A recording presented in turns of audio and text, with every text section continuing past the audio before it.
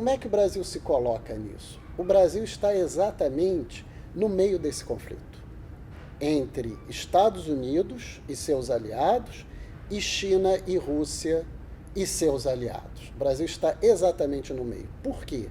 Porque a questão não é apenas garantir oferta de energia para minha capacidade de projetar poder. É principalmente negar acesso ao outro que me confronta a essas fontes de energia.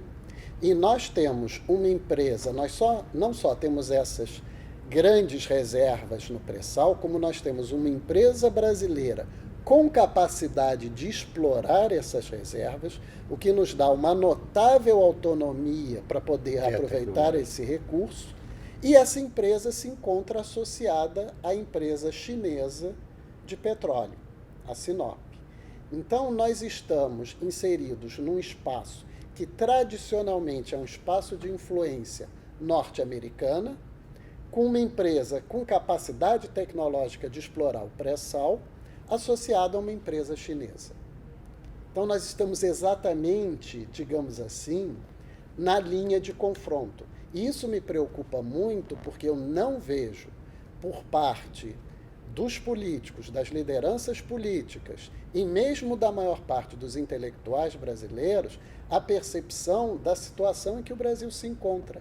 Situação essa que é ainda mais agravada pelo fato que nós temos um projeto de um submarino nuclear com capacidade, se ele realmente se concretizar, de fechar o corredor do Atlântico, porque o submarino nuclear é muito mais rápido que o convencional.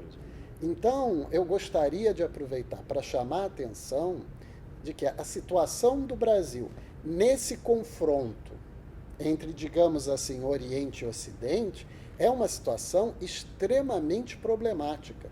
Há uma crença generalizada no país de que nós estamos fora disso, de que como nós não estamos na Ásia e não estamos na Europa, nós estamos fora desse conflito.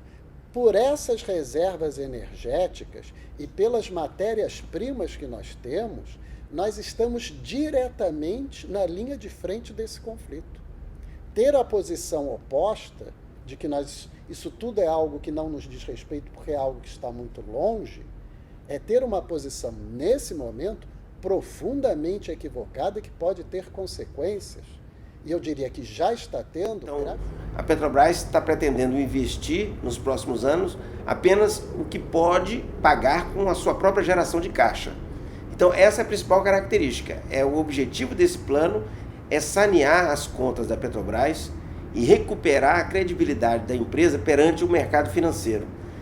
Então, esse é o traço marcante. A Petrobras estruturava a cadeia de fornecedores da exploração e produção no Brasil. Se ela se retrai, como é que fica essa cadeia de fornecedores? Alguém vai ter que pensar como estruturar esse negócio no Brasil, estruturar o setor, né? Porque senão você vai ter uma enorme crise, né, na exploração interna, você vai ter uma enorme crise na cadeia de fornecedores no Brasil.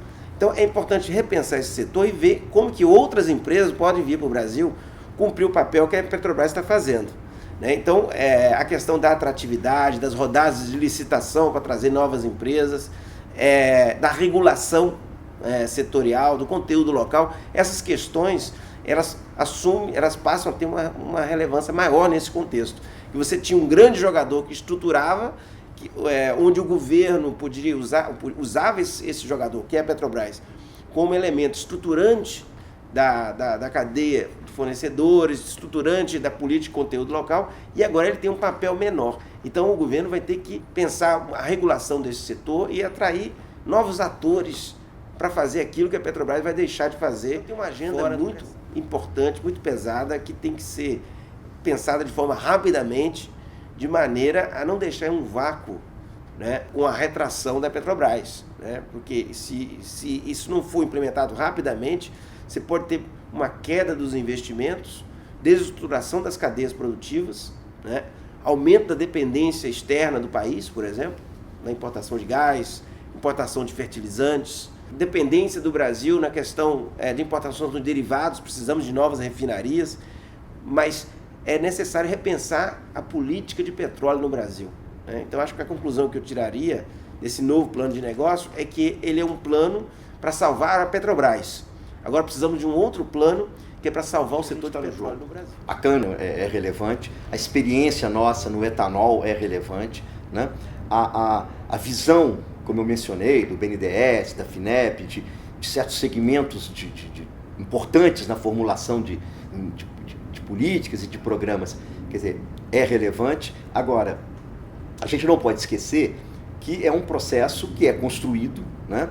E que é um processo que tem uma certa velocidade, né? E que ganha um impulso nos Estados Unidos, na Europa, em diversos países do mundo, né? E nós precisamos não enriquecer crescentemente a nossa agenda, né? Talvez consolidar uma série de visões. Por exemplo, nós temos às vezes visões que estão em biocombustíveis e que estão em outros produtos e que não são necessariamente articuladas. Nós precisamos de articular isso, né? E de não parar, de não ficar olhando, né, a banda passar, né? Então esse documento americano que eu mencionei no outro programa, né, que tentava elucidar, que tentava explicitar qual é o peso da bio, e é essa palavra que ele usa, e no meio ele fala de químicos, ele fala de biocombustíveis, ele fala de energia, têxteis, plásticos, mas ele fala qual é o peso da bioeconomia na economia americana e, quer dizer, essa consolidação eu ainda não vi aparecer, né? Eu acho extraordinário o trabalho, por exemplo, que os grupos do BNDES fazem, mas ainda existe um pouco essa ideia, né? Tem um problema do biocombustível, tem um problema do etanol e tem as outras oportunidades. A gente precisa perceber as enormes sinergias que existem entre essas áreas, né?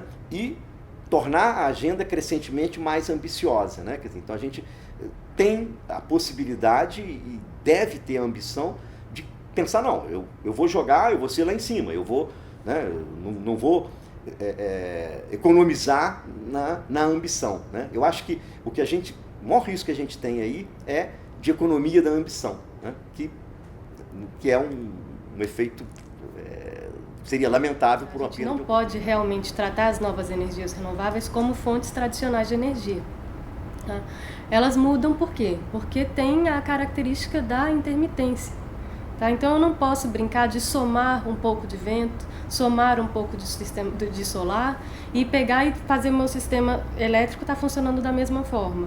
Não, elas não vêm só para somar, elas vêm para somar, mas também alteram a forma de funcionamento. Tá? Se a gente continuar tratando o setor elétrico da maneira tradicional, sem levar em conta as adequações que a gente tem que fazer para que essa introdução se passe bem, a gente vai ter sérios problemas. Essa é uma grande diferença. Então, se eu tenho essa intermitência que varia muito, eu preciso estar pronto para recebê-lo, então a gente precisa de quê? De um sistema que tenha muita flexibilidade. A flexibilidade vai estar como? Tanto nas fontes de geração com as quais eu vou complementar a minha matriz, como também na transmissão e na distribuição, porque são esses setores que vão trazer essa eletricidade para o sistema. Então, na verdade, a gente precisa de mais flexibilidade em tudo, quando a gente está falando de mais renováveis. A gente vai precisar de novas fontes que possam fornecer um backup adequado para essa intermitência e vai precisar de linhas cada vez mais inteligentes também para responder da melhor maneira possível a esse desafio, tanto de transmissão como de distribuição.